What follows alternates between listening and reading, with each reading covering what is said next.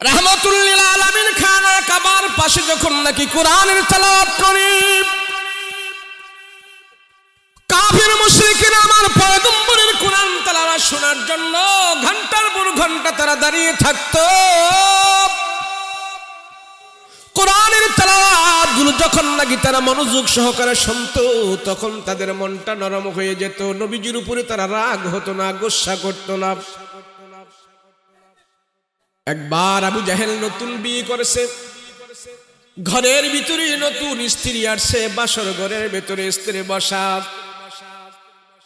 আর আবু জাহেল বাসর ঘরের ভিতরে একবার ঢুকে আবার বের হয়, একবার ঢুকে আবার বের হয়। বাসর ঘরের স্ত্রী নতুন বিবি আবু জাহেলের জন্য অপেক্ষা করতেছে, কিন্তু আবু জাহেল একবার ঢুকে আবার বের হয়, মনটা কেমন যেন আনচান আনচান। আবু জাহেলের স্ত্রী বলে, কি ব্যাপার, জীবনে কোনোদিন আপনাকে এমন করতে দেখি নাই, আপনাকে তো আমি বহুত আগে থেকে চিনি, কিন্তু এমন ছটফট করেন কারণ কি? আর আজকে আপনার ঘরের ভিতরে আমি আপনার জন্য অপেক্ষা করতেছি, আপনি আমার কাছে একবার আসতে চান আবার চলে যান, কারণ কি? বাসর ঘরে নতুন স্ত্রী রেখে কোনো পুরুষ তো এমন করে না, কোনো পুরুষ তো এমন ছানচান করে না, আনচান করে না, একবার যায় আসে এমন না। বাসর ঘরের ভিতরে স্ত্রীর সামনে যখন নাকি স্বামী ঢুকে যায়, সারা রাত্রের জন্য বের হয় না। আপনি একবার আসতেছেন আবার যাইতেছেন, কারণ কি? কারণ কি? আবু জাহেল বলে, ও স্ত্রী, তোমাকে তো কালকেও পাবো, পরের দিনে পাবো, যতদিন তুমি আমার সাথে থাকবে ততদিন তোমার সাথে আমি জীবন যাপন করবো, আরাম আয়েশ করবো, কিন্তু আজকে আমি একবার তোমার ঘরে ঢুকি আবার বের হয়ে যায়। তার কারণ হইল, আমি গতকাল মুহাম্মাদের জবান থেকে কোরআনের তেলাওয়াত গুলো শুনেছি, আমার দিলের ভিতরে এত মজা, আজকেও নাকি মুহাম্মদ রাতের বেলা কোরআন তেলাওয়াত করবে। আমি এখন সিদ্ধান্ত নিতে পারতেছি না তোমার সাথে বাসর করবো নাকি মুহাম্মাদের কোরআন তেলাওয়াত শুনবো। তুমি যদি অনুমতি দাও তাইলে কয়েক ঘন্টার জন্য আজকে রাতে মুহাম্মাদের কোরআন তেলাওয়াত শোনার জন্য যাব, যদি অনুমতি দাও। বাসর ঘরের স্ত্রী ডাক দিয়ে বলে, স্বামী, আমি আপনাকে অনুমতি দিলাম, আপনার জন্য আমি অপেক্ষায় আছি, আমি আপনার জন্য এখন অক্ষ হয়ে গেছি, আপনার জন্য আমি হালাল, আপনার জন্য আমি এখন জীবন সঙ্গী। মুহাম্মাদের জমানের কোরআন তেলাওয়াত যদি আপনার কাছে এত মজা, এত মধু, বাসর ঘরের স্ত্রীর চাইতেও যদি আপনার কাছে মুহাম্মাদের কোরআন তেলাওয়াত মজা লাগে, আমি অনুমতি দিলাম। তবে আজকে আমার হক আদায় করবেন, কিছুক্ষণ কোরআন তেলাওয়াত শুনে আপনি চলে আসবেন, আমি আপনার জন্য অপেক্ষা করতেছি, চলে আসবেন। আগেরকার বুজুর্গরা রাস্তায় দাঁড়িয়ে থাকতেন, ঘন্টার পর ঘন্টা পার হয়ে যেত, এই রাস্তা দিয়ে একটা মানুষও আসতো না। 2-4 ঘন্টা চলে গেছে, 5-6 ঘন্টা চলে গেছে, এরপরে একজন আল্লাহর বান্দা আসছে, তাকে পেয়ে মহা খুশি হয়ে তাকে দিনের দাওয়াত দিয়েছেন, আল্লাহর পরিচয় দিয়েছেন, সামান্য একটু নসিহত করেছেন। আর এই নসিহত করাটা ওনার কাছে উনি সবচেয়ে বড় আমল মনে করেছেন, যে আজকে সারা দিনে একটা মানুষ তো পেয়েছি, তাকে আমি আল্লাহর কথা শুনিয়ে দিয়েছি। সারা দিন চলে গেছে, এখনো সারা দুনিয়া যারা সফর করে তারা দেখে এমন এমন দেশ আছে, সেই দেশে গেলে কোনো মুসলমানকে কাছে পাওয়া যায় না। এমন এমন দেশ পৃথিবীতে আছে, সে বই পুস্তক পড়ে, ইন্টারনেটের মাধ্যমে আলোচনা শোনে, নসিহত শোনে, তার ভিতরে ইমানের ইস্তেহা জেগেছে, সে মুসলমান হয়ে গেছে। কিন্তু এমন দেশে সে বসবাস করে, একটি মাসআলা যেন কারো কাছে জিজ্ঞেস করবে, সরাসরি কোনো হুজুরের কাছে যে যেন নসিহত শুনবে, এমন সুযোগ হয় না, এমন পরিস্থিতি নাই, এমন মজমা নাই। এই এই এই এই এই ফোলাফানের জন্য ওয়াজ না, যাও ওঠো, তোমরা মাদ্রাসায় যাও, তোমরা ওখানে যাও হুজুরদের কাছে যাও, যাও এনে যারা বসে কথা কইবা না। ওয়াজ মাহফিল না বালকের ফোলাফানের জন্য না, যারা না বালেক আছে এদের জন্য ওয়াজ মাহফিল না, বুঝবান জ্ঞানবানদের জন্য ওয়াজ মাহফিল। এই এই ছেলেরা, এই এনে যারা রেসিস কে, এই হ্যাঁ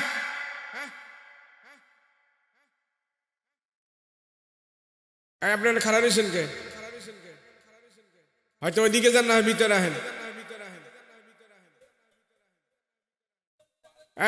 চেয়ারে বই রেসিস কে, চেয়ারে বসিস কে, উঠো উঠো,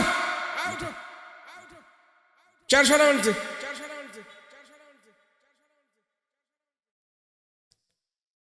তুমি বসবা ভিতরে, বসলে বসো, না হয় ওদিকে যাও। এই সমাজে এখন আমরা সবচেয়ে বড় আমল নিয়ে বসছি। এখানে কথা কয় বাচ্চা, কথা বলো কে?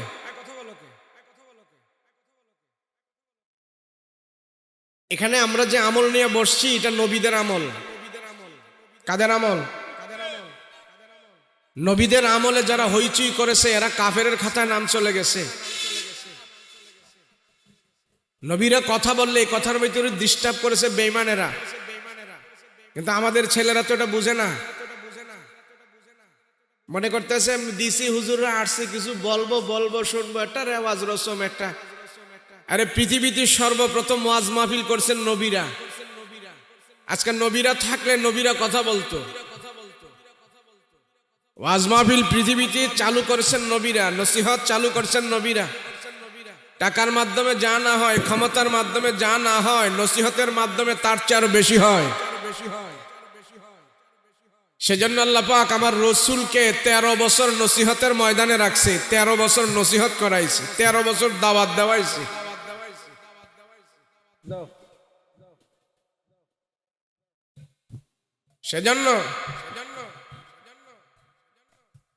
সেজন্য নসিহতের জায়গাগুলাকে আমরা, এটা এমন এক ভরা মজলিস, এখন এমন এক পবিত্র মজলিস হয়ে গেছে। আমরা এখানে আমরা আলোচনা করছি, আর আমাদের আলোচনা আল্লাহ পাক আরশে আজিমি ফেরেশতাদের সাথে করছে। নসিহত এত দামি জিনিস যে যেইভাবে শুনবে ওইভাবেই সে পাবে।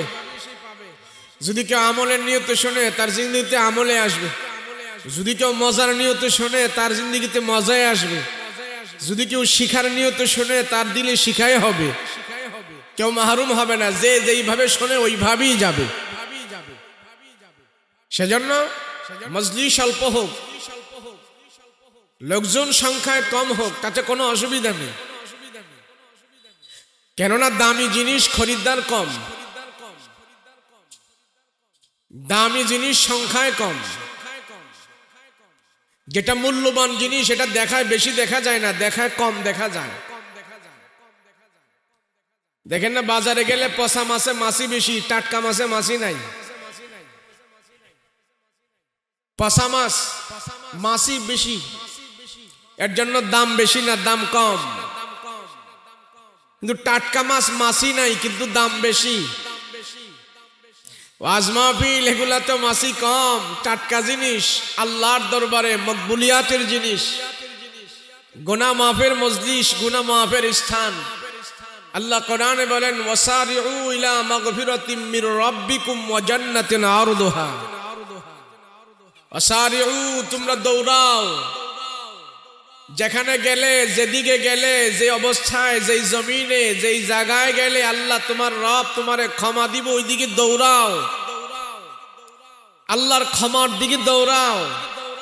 কিন্তু আমার আপনার দৌড় হয়ে গেছে জাহান্নামের দিকে, আমার আপনার দৌড় হয়ে গেছে পাপের দিকে, আমার আপনার দৌড় হয়ে গেছে আল্লাহর নাফরমানির দিকে, আমার আপনার দৌড় হয়ে গেছে দুনিয়ার লালসার দিকে, আমার আপনার দৌড় হয়ে গেছে ডিজিটালের দিকে, আমার আপনার দৌড় হয়ে গেছে দুনিয়ার চাহিদার দিকে, সেই জন্য চাহিদাও পুরো হচ্ছে না, দুনিয়া আমার ভিতরে আসছে না, সেজন্য আমার দিলের পেরেশানিও যাচ্ছে না। অসারিউ, দৌড়াও, যেদিকে গেলে তোমার রব ক্ষমা দিবে ওদিকে দৌড়াও, যেখানে গেলে তোমার রব তোমার প্রতি খুশি হয়ে যাবে ওদিকে যাও। রব যদি ক্ষমা দিয়ে দেয় তোমার কোনো কিছুই অভাব থাকবে না, সমস্ত অভাব আল্লাহ পাক দূর করে দিবে। রবের দিকে দৌড়াও। কিন্তু আমাদের তো এই কথা বুঝে আসে না। মক্কার জাহেলদের যেমন বুঝে আসে নাই, আমাদেরও বুঝে আসে না। ঈসা আলাইহিস সালাতু ওয়াস সালাম থেকে নিয়ে আমাদের নবী পর্যন্ত 600 বছরের একটা গ্যাপ ছিল। এই গ্যাপের ভিতরে কোন নবী রাসূল দুনিয়াতে আসে নাই, আসমানি কিতাব দুনিয়াতে আসে নাই, ওয়াজ মাহফিল ছিল না, মাদ্রাসা ছিল না, মসজিদ ছিল না, বক্তা ছিল না, তাবলীগ ছিল না, বুজুর্গ উলামায়ে কেরাম ছিল না, হক্কানি পীর মাশায়েখ ছিল না। না থাকার ফলে এই মানুষগুলোর চরিত্র এত নিকৃষ্ট হয়েছে, কিয়ামত পর্যন্ত যারা জাহান্নামে যাবে তাদের খাসলত তাদের ভিতরে আসবে। যারা জাহান্নামী হবে, যারা জাহান্নামী হবে, ওই জাহালাতের যুগের মানুষের খাসলত তাদের ভিতরে আসবে। এই 600 বছরের যুগটাকে আল্লাহ স্মরণীয় করে রেখেছে। এরা জাহালাত, এরা জাহেল, এরা গোমরাহ।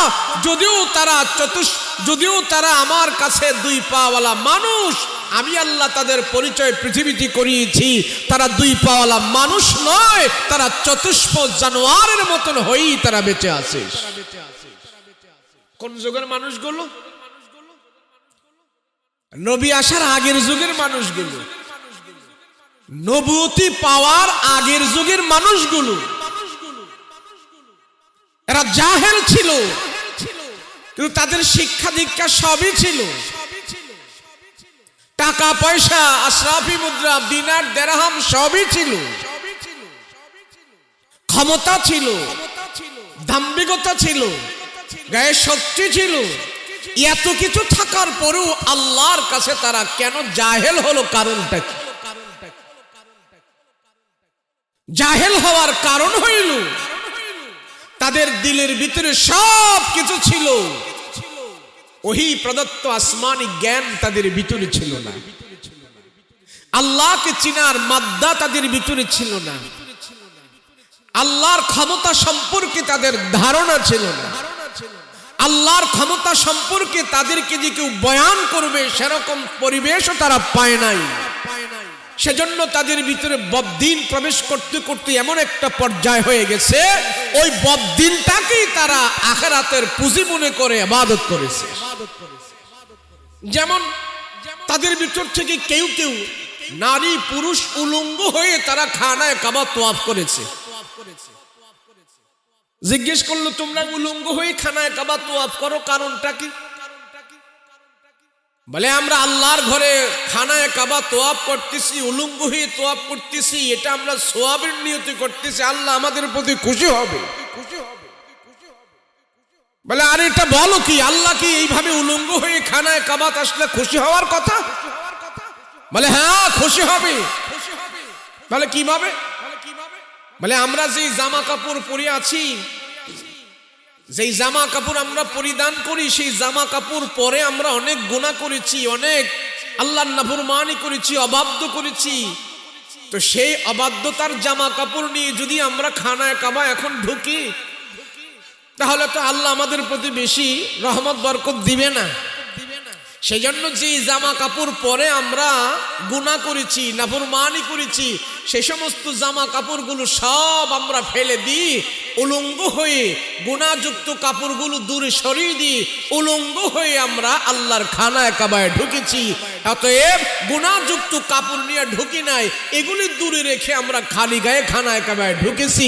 এটা আমাদের কাছে ভালো মনে হয়েছে, এটার দ্বারা ইবাদত করলে, উলঙ্গ হয়ে ইবাদত করলে আল্লাহ আমাদের প্রতি বেশি খুশি হয়ে যাবে। এটা তাদের ধারণা ছিল। কিন্তু এই ব্যাকুলগুলোর এই ধারণা, এতটুক জ্ঞান নাই যে যেই জামা কাপড় পরে আমরা গুনাহ করেছি সেইগুলো খুলে যদি আমরা রেখে খালি গায়ে ঢুকি, এটা যদি সওয়াব বেশি হয়, তাহলে যেই যন্ত্রপাতি দিয়ে গুনাহ করছি সেগুলো তো কেটে ফেলে এর ঘরে ঢোকার দরকার ছিল। এমন বিবেকহীন কেন হলো তারা? এমন বিবেকহীন হওয়ার কারণ হইল এদের কাছে আসমানি জ্ঞান ছিল না, এদের কাছে ওহীর জ্ঞান ছিল না, নবীর জ্ঞান ছিল না, আল্লাহর জ্ঞান তাদের ছিল না, আখিরাতের জ্ঞান তাদের ছিল না। না থাকার ফলে গুনাহটাকেই তারা সওয়াব মনে করে আদায় করেছে, আর এই সওয়াব তাদেরকে জাহান্নামে নিয়ে গেছে।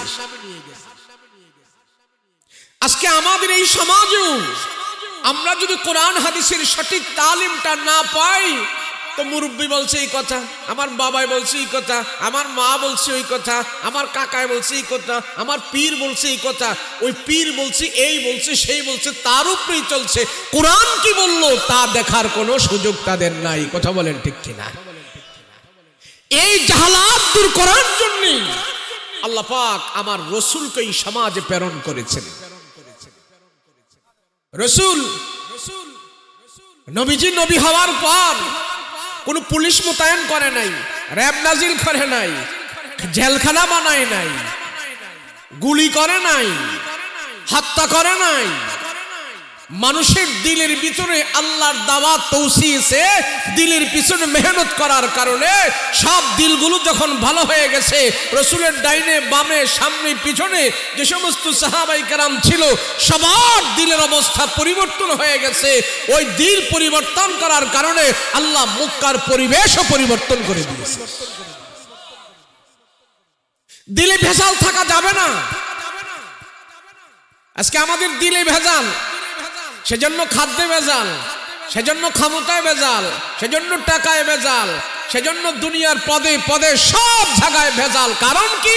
মানুষের দিলের ভিতরে ভেজাল। সেই জন্য আল্লাহ বলে সব বস্তুর ভিতরে আমি দিয়ে রাখছি ভেজাল। দিল থেকে ভেজাল দূর করো। দিলের খুব অনেক দাম। মানুষের বস্তুর দিক থেকে মূল বস্তু হলো তার কাছে তার দিল। সেজন্য যত নবী রাসূল আল্লাহ পাঠিয়েছেন সর্বপ্রথম আল্লাহর কাছ থেকে আদেশ ছিল দিল ঠিক করো, দিলের পিছনে মেহনত করো। এমন দিলওয়ালা যখন নবীদের পাশে দাঁড়িয়েছে, একজনের হুঙ্কারের কারণেই অর্ধ জাহান পর্যন্ত শাসন মুসলমানেরা করেছে। দিল ওয়াহসিলা মা ফিস সুদূর। আল্লাহ বলেন ওয়াহসিলা মা ফিস সুদূর। এ বান্দা, হাসরের ময়দানে তোমার দিল আমার সাথে কথা বলবে, তোমার অন্তর আমার সাথে কথা বলবে। হাসরের ময়দানে তোমার দিলটাকে টুকরা টুকরা করা হবে, দিল থেকে আওয়াজ হবে, দিল থেকে আমার সাথে কথা বলবে। আয় আল্লাহ, মানুষটা গরিব ছিল, নেহায়েত ছিল, দুর্বল ছিল,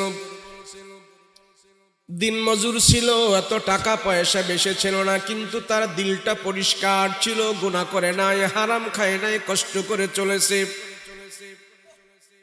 আল্লাহ হাসরবাসীদের সামনে তার দিলটাকে যখন টুকরা টুকরা করে ভাঙবে, দিলের ভেতরে যত ভালো জিনিসগুলো ছিল সব ভালো জিনিসগুলো আওয়াজ হবে, আওয়াজ হবে, দিল থেকে আওয়াজ দিতে থাকবে।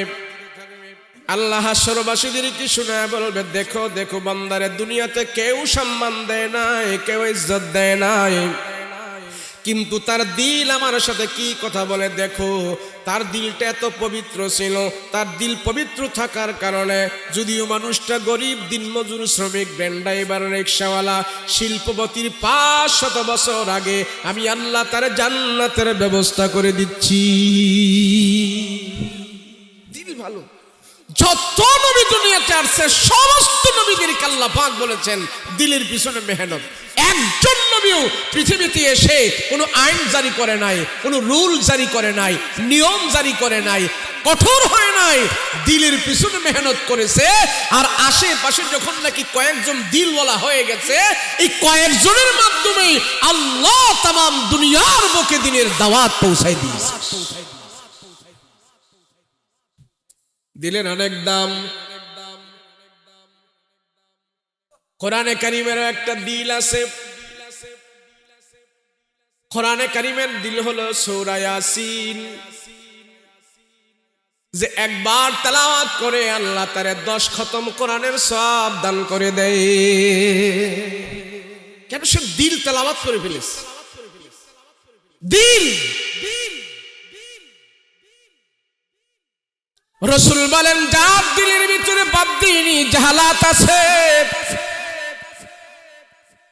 ওই জাহালাতের কারণে আস্তে আস্তে করে তারে গোমরাহের দিকে নিয়ে যাবে।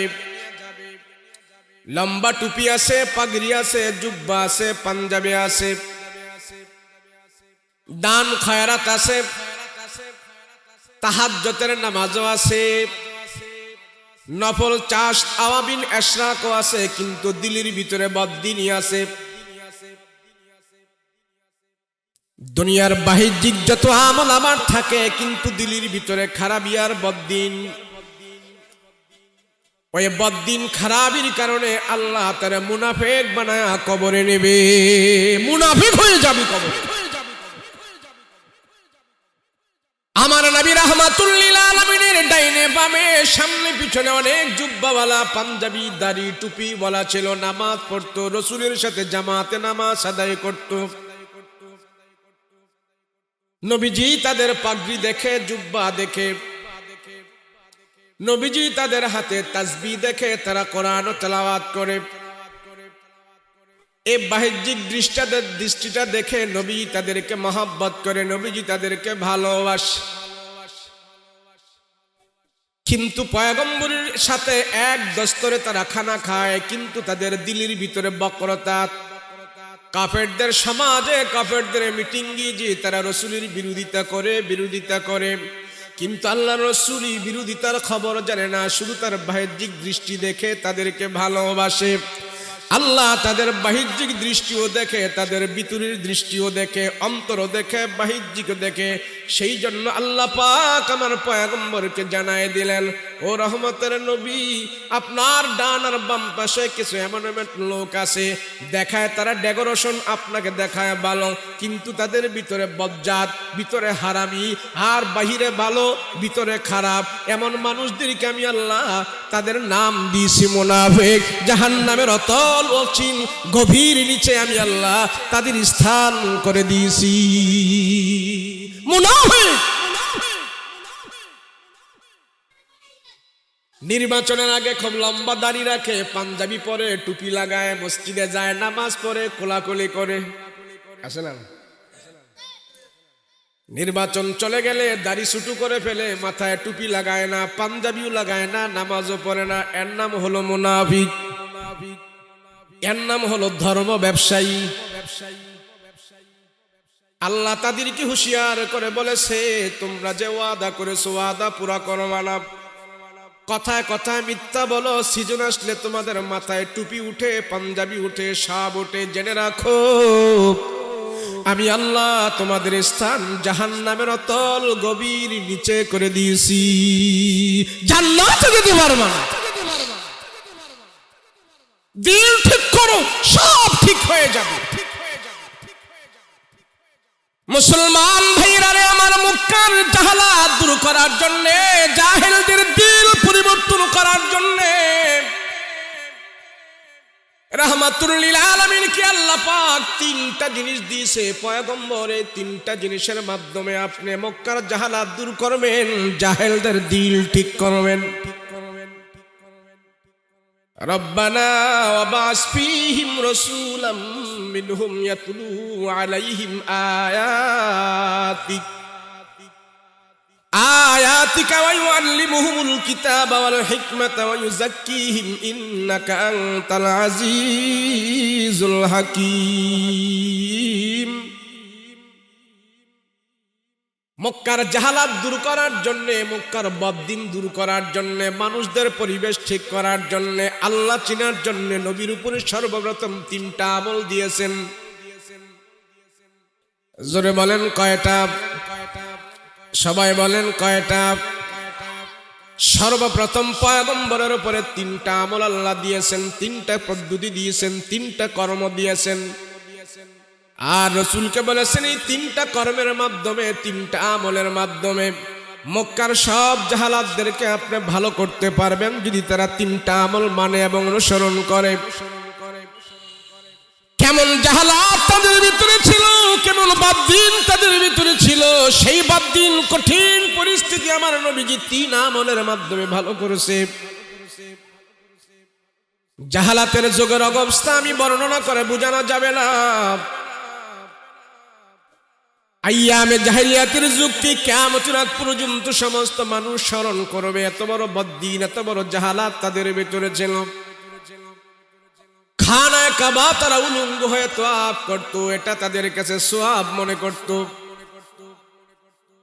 যাদের বাড়িতে বড় বড় মদের ঢাম থাকতো, যে বেশি বেশি করে মদ খাইতে পারত, তারে সবাই সেলুট দিত, ভালোবাসত।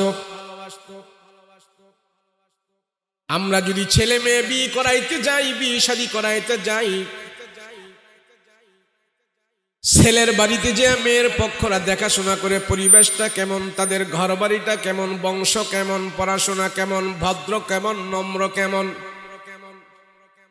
আর জাহালাতের যুগের মানুষেরা দেখতো আমার মেয়েটা যেন এখানে বিবাহ দিব, ছেলেটা কেমন। শিক্ষা দেখতো না, তারা ঘর বাড়ি দেখতো না। ওই মেয়ে বিয়া দেওয়ার জন্য যে বাড়িতে যাইতো, যা দেখতো মদের ঢাম কয়টাই, ফ্যামিলির লোকেরা মদ খায় কেমন। যার বাড়িতে বেশি করে মদের ঢাম থাকতো, যার বাড়িতে তারা বেশি বেশি করে মদ খাইতে পারে, মদের ঢাম আছে, দামি দামি মদ তারা পান করে, মেয়ের পক্ষ যায় তাদের সাথে আত্মীয়তা করত। তারা জমিদার, তারা বড়, তারা শিল্পপতি, তাদের মদ খাওয়ার অভ্যাস আছে।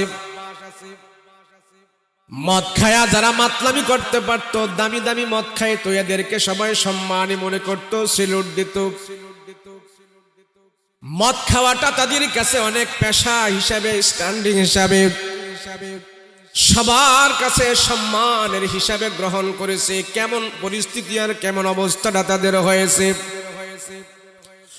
নতুন নবজাত শিশু বাচ্চারা যখন জন্মগ্রহণ করে, আমরা এই বাচ্চাদেরকে কোনো খাবার দাবার খাওয়ার জন্য প্রথম তো আমরা তাদেরকে মায়ের বুকের দুধ খাওয়াই, তারপরে বাহিরের খাবার যখন খেতে যায়, এ বাচ্চাদেরকে আমরা বাহিরের খাবার উদ্বোধন করি। আমরা হক্কানি বুজুর্গ আলেমের মুখের মধ্যে কোনো ভালো জিনিস চিবায়া সেই রসটা, সেই ছবলাটা আমরা বাচ্চাকে খাওয়াই।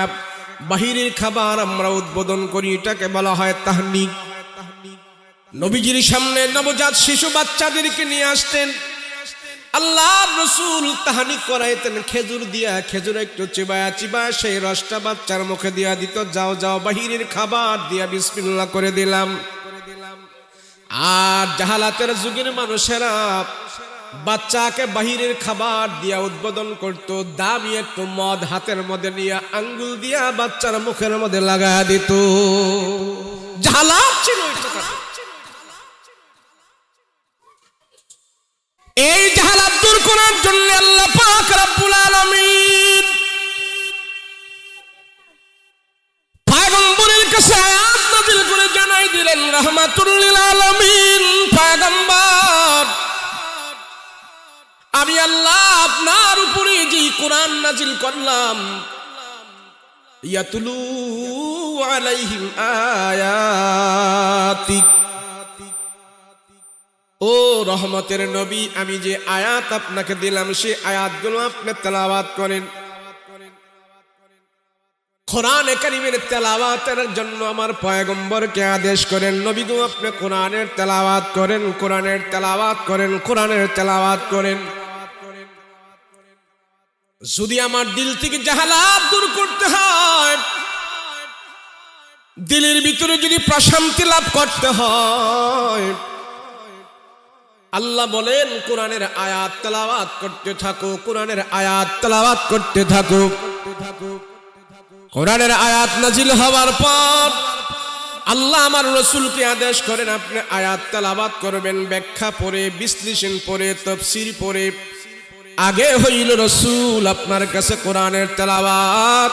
এই তেলাওয়াত যখন নাকি আপনি করবেন, কাফেরদের অন্তরের ভিতরে যে পাথর গাঁথা আছে, পাথরের মতন যে অন্তরগুলো শক্ত হয়ে আছে, কোরআনের তেলাওয়াত যখন তারা গভীর মনোযোগ দিয়া শুনবে, ওই কঠিন পাথরের মতন দিলগুলো আমি আল্লাহ তাআলা কোরআন তেলাওয়াতের বরকতে আমি তাদের অন্তরগুলো মোমের মতো নরম করে দেব। আগে তেলাওয়াত। রাহমাতুল লিল আলামিন খানা কাবার পাশে যখন নাকি কোরআনের তেলাওয়াত করি, কাফের মুশরিকরা আমার পয়গম্বরের কোরআন তেলাওয়াত শোনার জন্য ঘন্টার পর ঘন্টা তারা দাঁড়িয়ে থাকতো। কোরআনের তেলাওয়াত গুলো যখন নাকি তারা মনোযোগ সহকারে শুনতো, তখন তাদের মনটা নরম হয়ে যেত। নবীজির উপরে তারা রাগ হতো না, গোসা করতো না। একবার আবু জাহেল নতুন বিয়ে করেছে, ঘরের ভিতরে নতুন স্ত্রী আসছে, বাসর ঘরের ভিতরে স্ত্রী বসা। আর আবু জাহেল বাসর ঘরের ভিতরে একবার ঢুকে আবার বের হয়, একবার ঢুকে আবার বের হয়।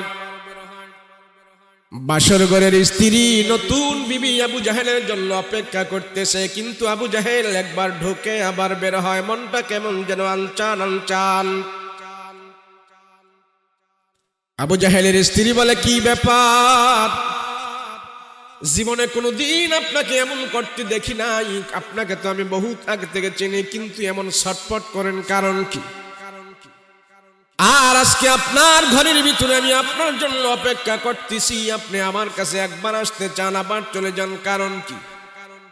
বাসর ঘরে নতুন স্ত্রী রেখে কোনো পুরুষ তো এমন করে না, কোনো পুরুষ তো এমন ছানচান করে না, আনচান করে না, একবার যায় আসে এমন না। বাসর ঘরের ভিতরে স্ত্রীর সামনে যখন নাকি স্বামী ঢুকে যায়, সারা রাত্রের জন্য বের হয় না। আপনি একবার আসতেছেন আবার যাইতেছেন, কারণ কি? কারণ কি? আবু জাহেল বলে, ও স্ত্রী, তোমাকে তো কালকেও পাবো, পরের দিনে পাবো, যতদিন তুমি আমার সাথে থাকবে ততদিন তোমার সাথে আমি জীবন যাপন করবো, আরাম আয়েশ করবো, কিন্তু আজকে আমি একবার তোমার ঘরে ঢুকি আবার বের হয়ে যায়। তার কারণ হইল, আমি গতকাল মুহাম্মাদের জবান থেকে কোরআনের তেলাওয়াত গুলো শুনেছি, আমার দিলের ভিতরে এত মজা, আজকেও নাকি মুহাম্মদ রাতের বেলা কোরআন তেলাওয়াত করবে। আমি এখন সিদ্ধান্ত নিতে পারতেছি না তোমার সাথে বাসর করবো নাকি মুহাম্মাদের কোরআন তেলাওয়াত শুনবো। তুমি যদি অনুমতি দাও তাইলে কয়েক ঘন্টার জন্য আজকে রাতে মুহাম্মাদের কোরআন তেলাওয়াত শোনার জন্য যাব। যদি অনুমতি দাও। বাসর ঘরের স্ত্রী ডাক দিয়ে বলে, স্বামী, আমি আপনাকে অনুমতি দিলাম, আপনার জন্য আমি অপেক্ষায় আছি, আমি আপনার জন্য এখন অক্ষ হয়ে গেছি, আপনার জন্য আমি হালাল, আপনার জন্য আমি এখন জীবন সঙ্গী। মুহাম্মাদের জামানের কোরআন তেলাওয়াত যদি আপনার কাছে এত মজা, এত মধু,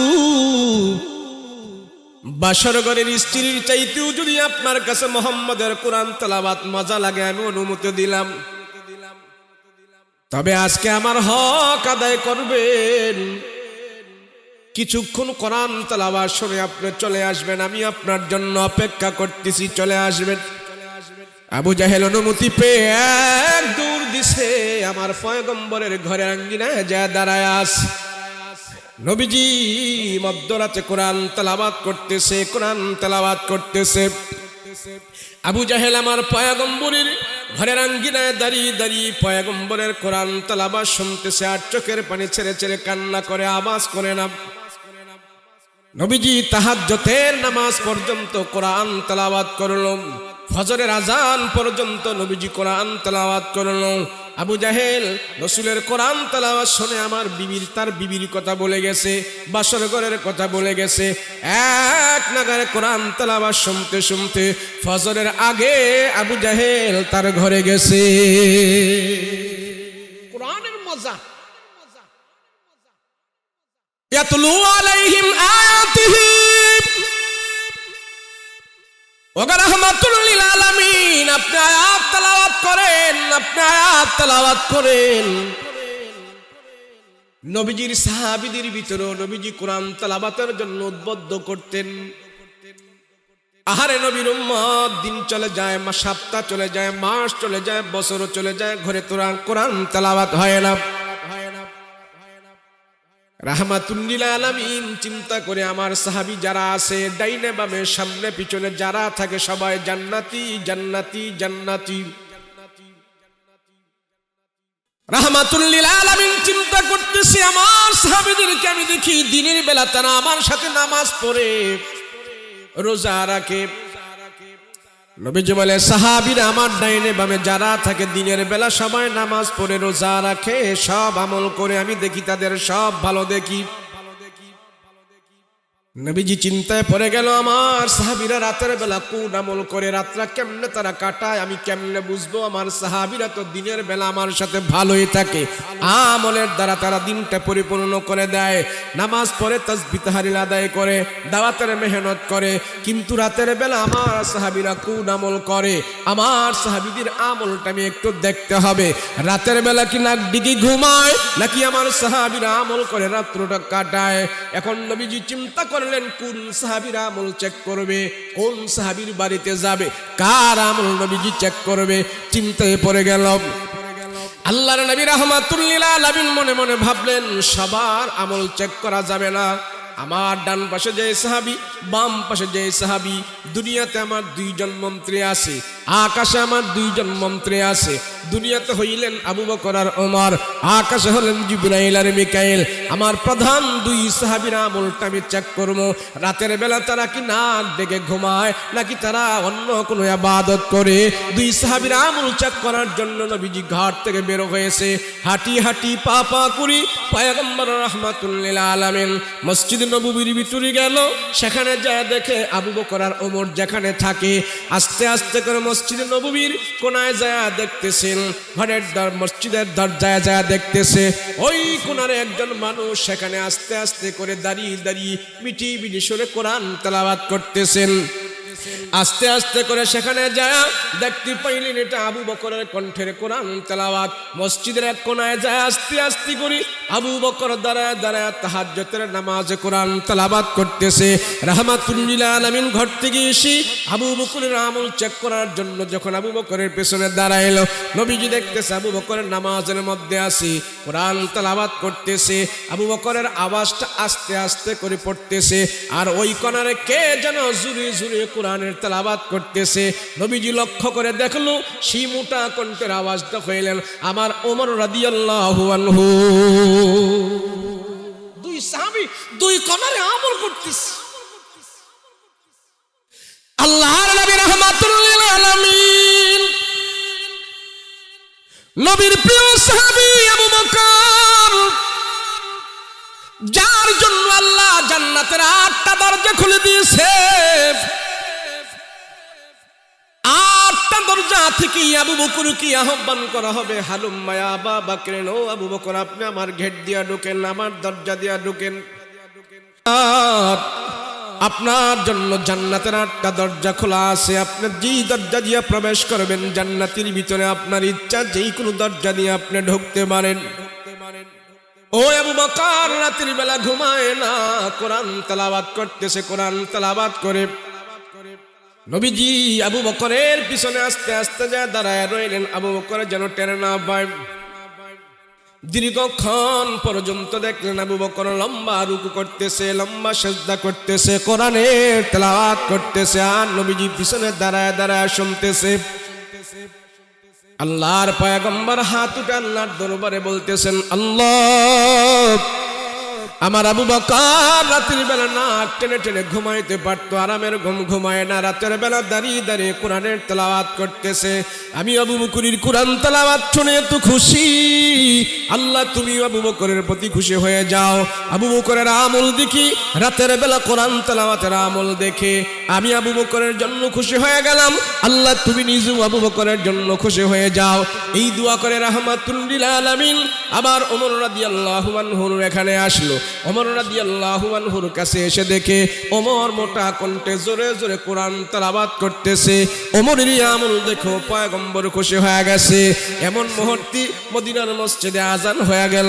নবীজি আবার আস্তে আস্তে করে পিছনে চলে আসলেন, যাতে করে তাদের আমল যেন আমি পয়গম্বর চেক করলাম, আবু বকর আর ওমর যেন আমার আগমনের খবর তারা টের না পায়, তারা যেন টের না পায়। রাহমাতুল লিল আলামিন আবু বকর আর ওমরের আমল দেখে এত খুশি, আল্লাহর নবী আল্লাহর দরবারে হাত উঠে দোয়া করে, মালিক যে আবু বকর আর ওমর আমার ডান পাশে বাম পাশে সব সময় তারা দুজন জীবন ধারণ করে, আমি তাদেরকে ভালোবাসি, তারাও আমাকে ভালোবাসে। ও আল্লাহ, রাতের বেলা তারা কোরআন তেলাওয়াত করে করে কাটায় দিতেছে, তাদেরকে আমি কত ভালোবাসি, কত ভালোবাসি। দুনিয়ার কোনো মানুষ জানে না আমি যে এত তাদেরকে ভালোবাসি। মসজিদে আজান হয়ে যায়, নবীজি আস্তে আস্তে করে পিছনে চলে যায়। ফজরের ইমামতি করলেন পয়গম্বর, ফজরের ইমামতি করে সালাম ফিরায়া নবীজি সব সময় সাহাবীদেরকে নিয়ে বসতেন আর বলতেন, কে কে রাতের বেলা কে কি স্বপ্ন দেখছো বলো। আজকে পয়গম্বর সালাম ফিরানোর বলে বলে সব সাহাবীরা তোমরা চলে যাও, যার যার কাজে চলে যাও, আজকে কোনো কথা হবে না, বয়ান হবে না। সব সাহাবীদেরকে বিদায় করে দিছে। আবু বকর আর ওমর তারাও দুইজন চলে যাইতেছে। নবীজি ডাক দেয়া বলে, আবু বকর এ ওমর তোমরা দুইজন বসো, আর সব সাহাবীদেরকে আজকে ছুটি দেওয়া হলো, তোমরা যার যার কাজে চলে যাও। আবার আমি যখন স্মরণ করব তারপরে তোমরা আসবা। আবু বকর আর ওমরকে দুইজনকে নবীজি বসায়া বলতেছেন, আবু বকর আজকে তোমাদের রাতের বেলার আমল আমি চেক করেছি। আবু বকর আর ওমর তারা দুইজনে ভয় পেয়ে গেছে, হায় রে আমাদের কি যেন ভুল হয়ে গেছে, অন্যায় হয়ে গেছে।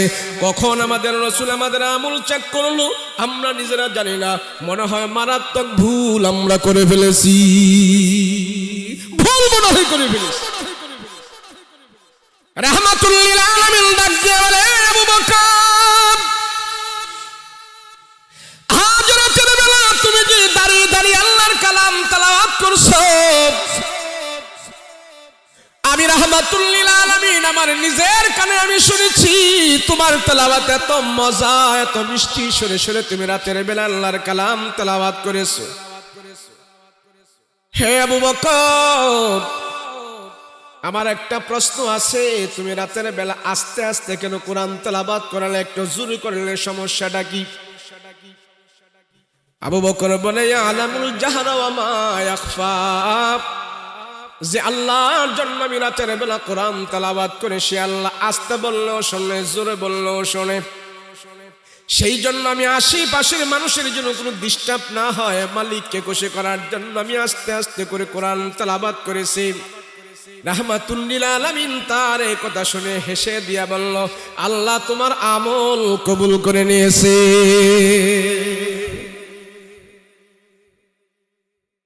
আল্লাহর নবী রাহমাতুল লিল আলামিন বলেন, এ উম্মত তুমি মোটা কণ্ঠে জোরে জোরে কোরআন তেলাওয়াত করো।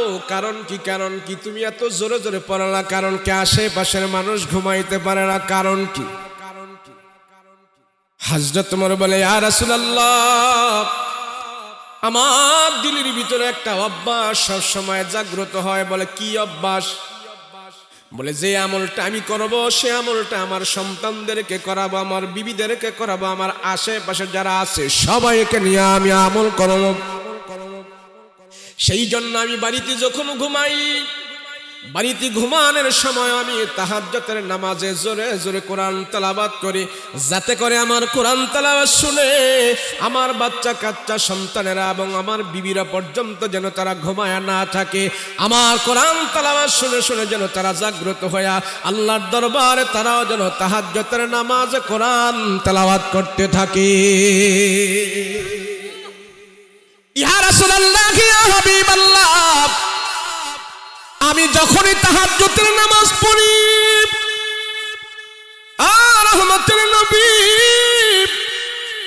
আমার নামাজ আমি একা একা পড়বো না, আমার সন্তানদেরকে নিয়ে পড়াই। সেই জন্য আমার জবান থেকে আমি মোটা কণ্ঠে কোরআনের তেলাওয়াত করি। আল্লাহ ডাক দেয়া বলে, আবু বকর, মাওলার সাথে তোমার এত গভীর সম্পর্ক, এত প্রেম, এত মহব্বত, সে আল্লাহ কি তুমি খুশি করার জন্য তুমি যে পন্থাটা অবলম্বন করলে, এটার জন্য আল্লাহ তোমার প্রতি রাজি। আর তুমি যে চিন্তা ভাবনা করেছো, তোমার এই চিন্তা ভাবনার জন্য আল্লাহ তোমার প্রতি খুশি আর রাজি। হে আবু বকর, ওমর, শোনো, আমি পয়গম্বর যেদিন জান্নাতে যাব, আমাকে আল্লাহ পাক জান্নাতে ঘোড়া সাজাইয়া আমার সামনে যখন হাজির করবে, আমার ঘোড়ার ডান পাশে আর বাম পাশে তোমরা দুইজনও আমার সাথে সাথে সমস্ত উম্মতের আগে আমার নবীর সাথে তোমরা জান্নাতে যাবে। কোরআন তেলাওয়াত। সেজন্য আল্লাহ বলেন, ইয়াতলু আলাইহিম আয়াতিকা ওয়া ইউআল্লিমুহুমুল কিতাবা ওয়াল হিকমা ওয়া ইউযাক্কিহিম ইন্নাকা আনতাল আজিজুল হাকীম। এই তিনটা জিনিসের কথা এখানে বলা হয়েছে। এক নম্বরে আল্লাহ পাক বললেন কোরআনের তেলাওয়াত, দুই নম্বরে বললেন ওয়া ইউআল্লিমুহুমুল কিতাবা ওয়াল হিকমা, তিন নম্বরে বলা হয়েছে ওয়াইউযাক্কিহিম ওয়া ইউআল্লিমুহুমুল কিতাব ওয়া ইউযাক্কিহিম। যেই জায়গায় তিনটা জিনিস পাওয়া যায় ওই জায়গাকে আল্লাহ কবুল করে নেয়। যেই প্রতিষ্ঠানে তিনটা জিনিস পাওয়া যায় সেটাকে আল্লাহ পাক কবুল করে। যেই জায়গার ভিতরে আল্লাহ পাকের তিনটা হুকুম প্রতিষ্ঠিত হয় সেই সমাজকে আল্লাহ গ্রহণ করে নেয়। যেই প্রতিষ্ঠানে তিনটা জিনিস হয় সেই প্রতিষ্ঠানকে আল্লাহ গ্রহণ করে নেয়। যে মানুষের অন্তরের ভিতরে তিনটা মাদ্দা থাকে আল্লাহ তারে কবুল করে নেয়। যে অন্তরের ভিতরে তিনটা জিনিস প্রতিষ্ঠিত থাকে আল্লাহ তার অন্তর জান্নাতের জন্য অক্ষ করে ফেলে। তিনটা জিনিস। এক নম্বর হইল কোরআনের তেলাওয়াত,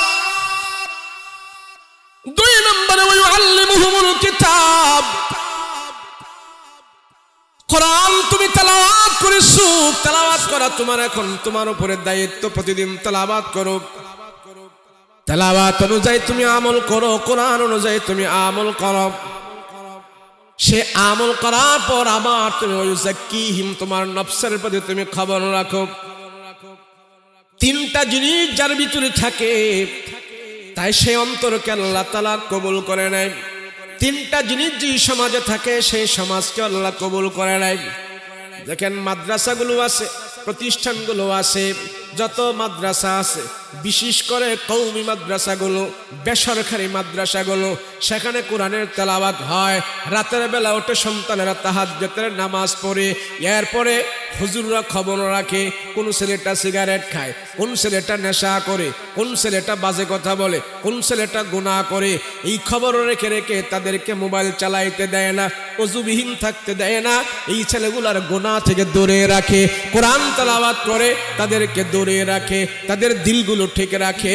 ওই ইউআল্লিমুহুমুল কিতাব, কিভাবে আমল করলে আল্লাহ খুশি হয়। এই মাদ্রাসাগুলোর ভিতরে আমলের তালিম দেওয়া হয়, কোরআনের তেলাওয়াত করা হয়, গুনাহ থেকে ছাত্রদেরকে মুক্ত রাখা হয়। আল্লাহ বলেন এই ঘর আমি আল্লাহ কবুল করে নিয়েছি এবং তাদের দ্বারাই দুনিয়ার ভিতরে রহমত আর বরকত আমি আল্লাহ দান করে দেব।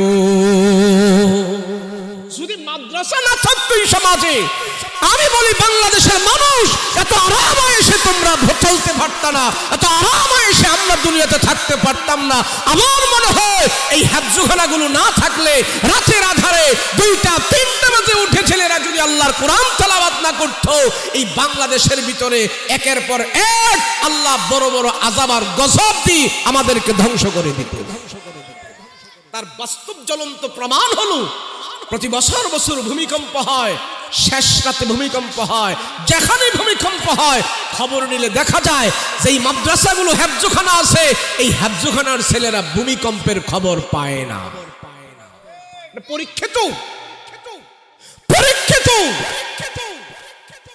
যেই জমিন আল্লাহ নাড়াচাড়া দিয়ে দেয় সেই জমিনের অবাধ্য অত্যাচার যখন বেশি বেশি হয়, সেই জমিনের প্রতি আল্লাহ একের পর এক আযাব দেয়। সেই আযাব আর গজব দূর করার জন্যই কোরআনের তেলাওয়াত ছাড়া, কোরআনের হুকুম ছাড়া, কোরআনের আইন ছাড়া অন্য কোনো শক্তি দিয়ে সে আল্লাহর গজবের মোকাবেলা করা সম্ভব নয়। কিন্তু আমরা পারি নাকি? বছর বছর চলে যায়, আমার ঘরে আমার ছেলে আমার মেয়ে কোরআন তেলাওয়াত করে না। কথা বলেন ঠিক কিনা?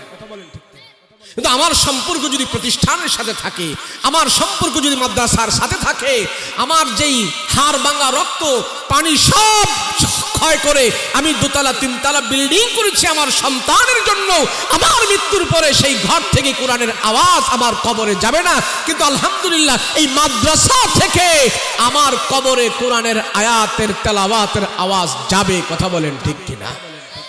সেজন্য মাদ্রাসার জন্য সবাই আমরা একমুখী হব। মাদ্রাসাকে উন্নয়নের জন্য কোরআনের তেলাওয়াত যদি এখন সব সময় তেলাওয়াতের আওয়াজ বাজতে থাকে, আমার মেহনতের যারা যদি এখানে সব সময় কোরআনের তেলাওয়াতের আওয়াজ জারি থাকে, আল্লাহর ফজলে এই আওয়াজ আমি থাকবো না, একদিন আমি থাকবো কবরে, এই আওয়াজ আল্লাহ নেক বানিয়ে আমার নাজাতের উসিলা করে আমার কবরের মধ্যে পৌঁছে দিবে। তাহলে মাদ্রাসার সাথে সম্পৃক্ত থাকার দরকার আছে না? আরে ভাই, বাংলাদেশ এখন এমন একটা দেশ, এই দেশের ভিতরে বর্তমানে 2 লক্ষের উপরে কোরআনের হাফেজ তৈরি হয়ে গেছে। এটা একটা শিশু রাষ্ট্র। এই বাংলাদেশ এটা একটা শিশু রাষ্ট্র। সারা পৃথিবীর মুখে বাংলাদেশ এমন উজ্জ্বল দৃষ্টান্ত নজির স্থাপন করেছে। লক্ষ লক্ষ কোটি কোটি মানুষ যেখানে বসবাস করে, আয়তনের ক্ষেত্রে দিয়ে বাংলাদেশ থেকে আরো অনেক বড় বড় দেশ আছে, কিন্তু ওই দেশের ভিতরে এত কোরআনের হাফেজ নাই, জীবন্ত কোরআন ওই দেশে নাই। সবচেয়ে পৃথিবীর মুখে এখন বাংলাদেশ ফার্স্ট হয়েছে। এই দেশের জমিনে, এই দেশের ভিতরে, এই দেশের মাটিতে জীবন্ত কোরআন 1-200 নয়, 2 লক্ষের উপরে বাংলার জমিনে জীবন্ত কোরআন আছে। এজন্য সারা বিশ্বে মুসলমানের ছেলেরা আরব কান্ট্রিতে যেই দেশের ভিতরে কোরআনের প্রতিযোগিতা হয়, সেই দেশে 120টা দেশ, 100 দেশ, 200 দেশ, 150 দেশ, সব দেশের ছেলেরা কোরআন প্রতিযোগিতা দিতে যায়। আর বাঙালিও যখন নাকি সেই কোরআন প্রতিযোগিতায় অংশগ্রহণ করে, সারা বিশ্বের মুসলমানদের ছেলেদের কাছে একটা আতঙ্ক হয়ে থাকে, বাঙালির সামনে কোরআন তেলাওয়াত করে আমরা প্রথম প্রাইজ নিতে পারবো না। মনে হয় এই প্রতিযোগিতায় বাংলাদেশের ছেলেরাই কোরআন তেলাওয়াতে ফার্স্ট প্রাইজ নিয়ে যাবে। সৌদি আরবে যেই কোরআন তেলাওয়াত হয়, কোরআন তেলাওয়াতের পুরস্কার বিতরণ অনুষ্ঠান হয়, যেই কেরাত প্রতিযোগিতা হয়, কোরআন তেলাওয়াতের যেই মাজমা হয়, সৌদি আরবের ভিতরে ওই সৌদি আরবের হাফেজেরা, সৌদি আরবের কোরআনের হাফেজেরা তারা চায়া থাকে বাঙালি ছেলের মুখের দিকে সে কত সুন্দর করে বাঙালি কোরআন তেলাওয়াত করতে থাকে।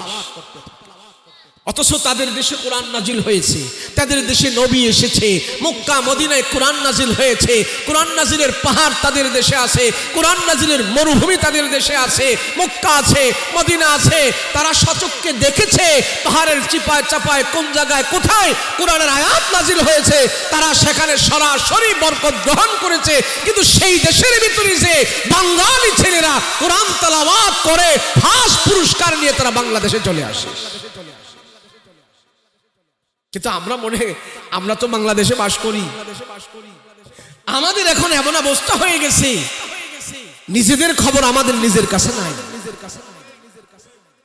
সারা দুনিয়ার বেঈমান কাফের মুশরিক বাংলাদেশের দিকে এখন একটা চোখ দিয়ে রাখছে, এই দেশ থেকে কিভাবে ইসলামকে দূরীভূত করা যায়, এদেশ থেকে কিভাবে কোরআনকে দুলিশাত করা যায়, এই চেষ্টা মেহনত তারা করতেছে। আলহামদুলিল্লাহ পারবে না। এদেশে এখন টুপিওয়ালার সংখ্যা বহুত হয়ে গেছে। এই দেশে যদি কোনো কিছু করতে হয় টুপিওয়ালাদেরকে বাদ দিয়া করা সম্ভব নয়। জান বাজি রেখে আমরা কোরআনের পক্ষে সব সময় থাকব, এমন প্রতিজ্ঞা করা হাজার হাজার লাখ লাখ রাসূলুল্লাহ সাল্লাল্লাহু আলাইহি ওয়াসাল্লামের রুহানি সন্তান আলেমরা এদেশে তৈরি হয়ে গেছে। এটা কোরআন তেলাওয়াত এই জমিনে আমাদের বড়রা আকাবের বুজুর্গ যারা আছে তারা প্রতিনিয়ত মেহনত করে যাচ্ছে, নীরব মেহনত। তাদের মেহনতের কারণে, আলেম ওলামাদের মেহনতের কারণে বাংলাদেশে এখন হাজার হাজার মাদ্রাসা, লক্ষ লক্ষ তালেবে আলেম, লক্ষ লক্ষ কোরআনের হাফেজ এই দেশের ভিতরে জিন্দা হয়েছে। কথা বলেন ঠিক কিনা? কিন্তু কিছু কিছু মানুষ বলে হুজুররা দেশটারে খায়া লাইছে, বলে কি বলে না, বলে যে হুজুররা দেশটারে খেয়ে ফেলছে। আরে হুজুররা দেশ খায় নাই। হুজুররা যদি দেশ খাইতো তাহলে এই দেশে এত মাদ্রাসা হতো না, এত মসজিদ হতো না, এত আলেম হতো না, এত হাফেজ হতো না। কথা বলেন ঠিক কিনা? হুজুররা অল্প টাকা বেতনে আল্লাহর কোরআনের দিকে তাকিয়ে, আখিরাতের দিকে তাকিয়ে এই দেশের ভিতরে যে মেহনত করে যাচ্ছে, আলহামদুলিল্লাহ উলামায়ে কেরাম সফল হয়েছে। এই দেশের ভিতরে লক্ষ লক্ষ কোরআনের হাফেজ তৈয়ার করে তারা দেখিয়ে দিয়েছে। কথা বলেন ঠিক কিনা? শুধু আলেম ওলামারা মেহনত করেছে, আপনারাও তার সাথে সংযুক্ত হয়েছেন। কথা বলেন ঠিক কিনা? এদেশের পাবলিক, দেশের জনসাধারণ, তাদের দিলের ভিতরে কোরআনের একটা মহব্বত আছে, ধর্মীয় ভাব তাদের ভিতরে আছে, আলেম ওলামাদের মেহনত আছে। সেই জন্যই আপনাদের পরামর্শে, আপনাদের মেহনতে, আলেম ওলামায়ে কেরামের চেষ্টায় এদেশের ভিতরে হাজার হাজার দিন প্রেমিক তৈয়ার হবে এবং হচ্ছে। কথা বলুন ঠিক কিনা? এটা ধরে রাখার দরকার আছে না নাই? আর বিশেষ করে নোয়াখালীর মানুষ, বিশেষ করে বাংলাদেশের নোয়াখালীর মানুষ, এরা যদি আগ থেকে ধর্মের পিছনে মেহনত না করতো, আমি অনেক জায়গায় বলি বাংলাদেশের মানুষ ইসলাম পাইতে আরো 50 বছর লাগতো। আপনাদের বিশ্বাস হয় না? আমি জয়পুরহাট গেলাম। বাংলাদেশে একটা থানা আছে জয়পুরহাট, উত্তরবঙ্গ, বগুড়ার পরে জয়পুরহাট। ওখানে যায় রেল লাইনের পাশে দেখি এক সাইনবোর্ড লেখা নোয়াখালী গ্রাম। আমি কি কিরি, আমি তো জানি নোয়াখালী একটা জেলা, এখানে নোয়াখালী গ্রাম কে? একজনকে জিজ্ঞাসা করলাম ব্যাপার কি, নোয়াখালী গ্রাম এখানে কে? হুজুর আজ থেকে 40-50 বছর আগে আমার দেশের মানুষ ওযু গোসল জানতো না, নামাজ রোজা জানতো না, ফাতিহা পড়তে পারতো না, কিচ্ছু ধর্মীয় কিছুই তারা জানে নাই। ওই নোয়াখালীর হুজুররা এসে মসজিদে চাকরি করছে, আলিয়া মাদ্রাসার প্রিন্সিপাল, আলিয়া মাদ্রাসায় চাকরি করছে, এমনে এমনে চাকরি করে ওই নোয়াখালীর হুজুররা এসে তারা আমাদের গ্রামে গ্রামে মসজিদে তারা কোরআন শিখাইছে, নামাজ শিখাইছে। এরা এখানে আসতে আসতে ওই যায় আসছে, আর তারা বাড়িতে যায় নাই। এখানে তাদের সওয়াল পাওয়াল জন্ম দিয়া এখন পুরা গ্রাম বানাই ফেলছে ওরা। তখন আমি চিন্তা করলাম, হ্যাঁ নোয়াখালী যদি জন্ম না হতো তো তোমরা আজকে ইসলাম পাইতা না। কথা বলেন ঠিক কিনা? আর একটা কথা আছে, জঙ্গল বঙ্গল মহিষের সিং সব হইল মমিন সিং, নদী নালা বিল খাল সব হইল বরিশাল, আর মাওলানা মৌলবী সব হইল নোয়াখালী। কথা বলেন ঠিক কিনা? বলতো আগে মানুষ। সেজন্য আল্লাহ হুজুর নিয়ে আহেন, আসছে, আসলে আমি ছেড়ে দেব। প্রদর্শনী কি দেখা হুজুর আসবে এখানে নাকি প্রদর্শনী দেখাবে? নিয়ে আহেন, যা করবেন স্টেজে নিয়ে আহেন, আমি ছেড়ে দেবো। হ্যাঁ, সেজন্য আল্লাহ নোয়াখালী, কুমিল্লা, ফেনী, চিটাগাং এই সমস্ত অঞ্চলগুলোকে দিনের জন্য আল্লাহ কবুল করেছে। ধর্মীয় জ্ঞানও আল্লাহ দিয়েছে, দুনিয়াদারিও দিয়েছে, আখিরাতও দিয়েছে। সেজন্য আমরা এটা কিয়ামতের আগ পর্যন্ত ধরে রাখতে চাই। কথা বলেন ঠিক কিনা? কিয়ামতের আগ পর্যন্ত ধরে রাখবো, আমরা যেন সর্বদিক দিয়ে বাংলাদেশের জমিনে আমরা বলতে পারি আমরা ধর্মীয় দিক দিয়ে সবার আগে আছি এবং ইসলামের জ্ঞানের দিক থেকেও আমরা সবাই আগে আছি। আল্লাহ আমাদেরকে কবুল করেন, আল্লাহ এই জমিনকে কবুল করেন, এই মাদ্রাসাকে কবুল করেন।